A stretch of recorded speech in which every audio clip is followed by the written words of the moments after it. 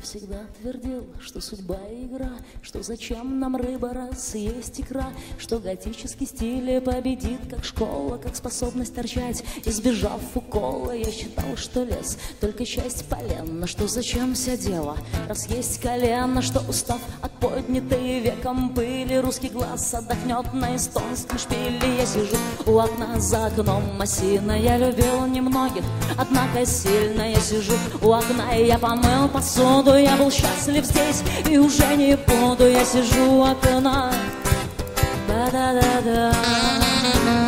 Я писал, что в лампочке уже с пола, что любовь как акт лишена глагола, что не знал Евклид, что сходя на конус вещь обретает не ноль, но Хронос. Я сказал, что лист разрушает почку, и что север упавший дурную почву не дает побега, что лук с поляной есть пример рукоблудия в природе данной. Я сижу у окна, вспоминаю юность, улыбнусь порой, порой отплюнусь. Я сижу у окна, обхватив колени, в обществе своей грузной тени. Я сижу у окна, ба-да-да-да.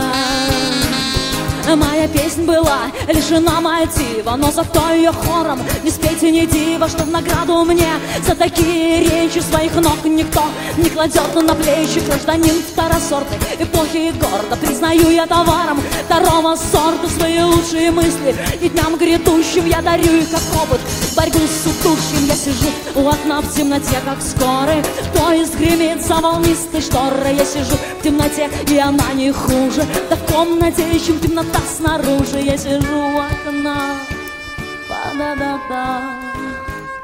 Я сижу у окна, па-да-да-да.